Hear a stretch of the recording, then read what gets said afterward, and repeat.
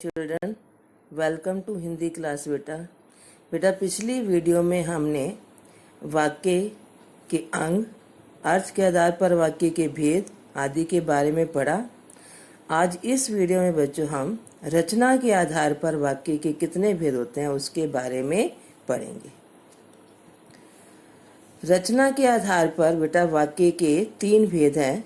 Number 1 सरल, number 2 जटिल, जटिल के आगे 2 हैं संयुक्त वाक्य और मिश्रित वाक्य। तो रचना के आधार पर वाक्य के 3 भेद हैं, सरल वाक्य, संयुक्त वाक्य और मिश्रित वाक्य। सरल वाक्य किसे कहते हैं? जिस वाक्य में एक ही मुख्य क्रिया होती है वह सरल वाक्य कहलाता है। जैसे हमारे विद्यालय में कल कंप्यूटर सेंटर का उद्घाटन हुआ। नंबर 2 जटिल वाक्य, जिस वाक्य में एक से अधिक उपवाक्य होते हैं। उपवाक्यों के प्रकार के आधार पर इसके 2 भेद किए जाते हैं, संयुक्त वाक्य और मिश्रित वाक्य। अब संयुक्त वाक्य किसे कहते हैं?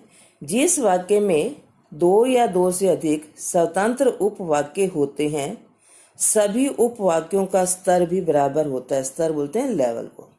ये उपवाक्य समान अधिकरण समुच्चय बोधक योजकों से जुड़े होते हैं, जैसे और, तथा, एवं, इसलिए, सो, अतः, या, न, या, अथवा, नहीं तो, अन्यथा, लेकिन, किंतु, परंतु, मगर, पर, चाहे, न की। जैसे आपकी प्रतीक्षा करते रहे किंतु आप आए नहीं। कभी कभी योजक शब्द न लिखा रहने पर भी अर्थ उसी से ग्रहण कर लिया जाता है। जैसे आंधी चल रही है, खिड़कियां बंद कर दो। अब इसमें इसलिए जो योजक है वो नहीं लगा हुआ, लेकिन अर्थ ग्रहण किया जा रहा है। नंबर 2 है मिश्रित वाक्य। जिस वाक्य में एक प्रधान उपवाक्य होता है और शेष उस पर आश्रित।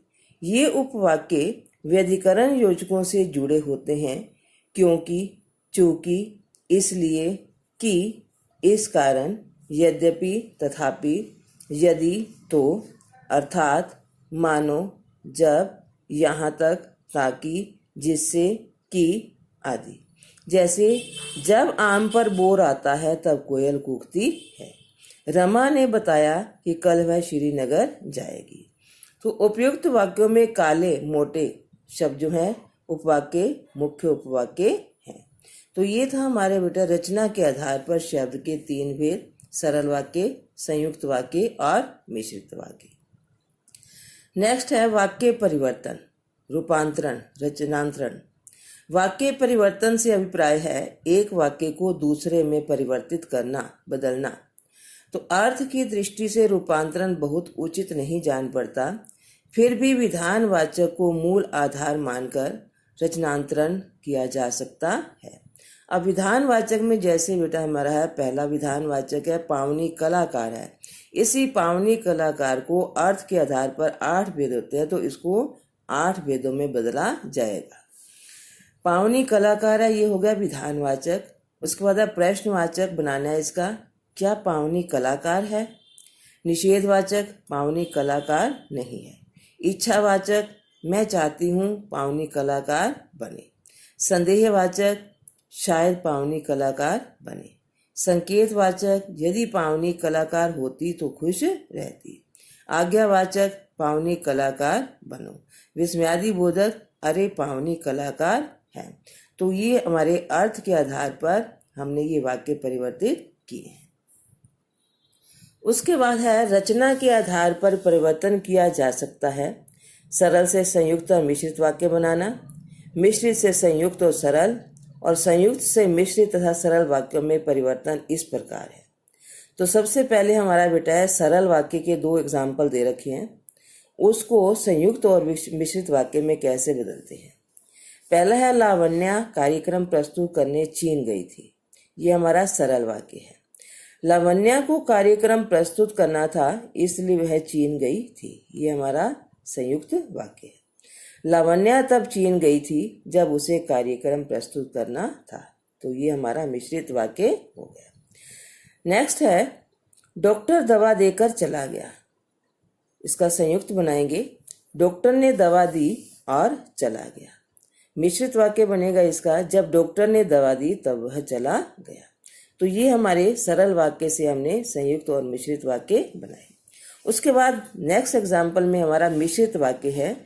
हमने मिश्रित वाक्यों से सरल और संयुक्त वाक्य बनाने हैं। जैसे पहला है, नमन ने वह पेन ले लिया जो मुझे उपहार में मिला था। ये मिश्रित वाक्य है। इसका पहले हम सरल वाक्य बनाएंगे। उपहार में मिला मेरा पेन नमन ने ले लिया। इसी का हम संयुक्त वाक्य बनाएंगे। मुझे उपहार में पेन मिला था और वह नमन ने ले लिया। नेक्स्ट है बेटा, जब वर्षा हुई तब उद्यान की हरियाली देखते ही बनती थी। ये मिश्रित वाक्य है। इसका हम बनाएंगे पहले सरल वाक्य। वर्षा होने पर उद्यान की हरियाली देखते ही बनती थी। तो उसके बाद है संयुक्त वाक्य। वर्षा हो चुकी थी और उद्यान की हरियाली देखते ही बनती थी। अब उसके बाद नेक्स्ट है बेटा हमारा संयुक्त वाक्य दे रखा है, उसका हमने सरल और मिश्रित वाक्य बनाना है। शोर बहुत था अतः उसने सुना नहीं। हमारा संयुक्त वाक्य है। इसका पहले हम सरल वाक्य बनाएंगे। बहुत शोर होने के कारण उसने सुना नहीं। और इसी का हम बनाएंगे मिश्रित वाक्य। शोर बहुत था जिससे उसने सुना नहीं। नेक्स्ट है बेटा, उसने पेड़ काटने के लिए आरी उठाई और लोग उस पर बरस पड़े। ये हमारा संयुक्त वाक्य है। पहले सरल वाक्य बनाएंगे इसका। पेड़ काटने के लिए आरी उठाते ही लोग उस पर बरस पड़े। मिश्रित वाक्य होगा, पेड़ काटने के लिए उसने जैसे ही आरी उठाई लोग उस पर बरस पड़े। नेक्स्ट है बेटा हमारा वाक्य रचना की अशुद्धियां। कई बार वाक्यों की रचना करते समय हमारी अशुद्धियां हो जाती हैं, गलतियां हो जाती हैं। वो किस कारण होती हैं? वाक्य रचना में जो अशुद्धियां होती हैं बेटा, वो लिंग वचन का ज्ञान न होने पर होती हैं, या पदों का सही क्रम में प्रयोग न होने पर, तथा व्याकरणिक नियमों की जानकारी के अभाव में होती हैं। तो कुछ उदाहरण हैं, देखिए अशुद्ध वाक्य और उनका शुद्ध रूप क्या होगा। अशुद्ध वाक्य में फर्स्ट है, आप यह किताब क्या पढ़ेंगे। तो ये शुद्ध रूप नहीं है इसका। इसका शुद्ध रूप होगा, क्या आप यह किताब पढ़ेंगे। नेक्स्ट है, घर गई गरिमा। गरिमा घर गई। नेक्स्ट है, सोनू ने लीची को खाया। अब सोनू ने लीची खाई, ये इसका शुद्ध रूप है।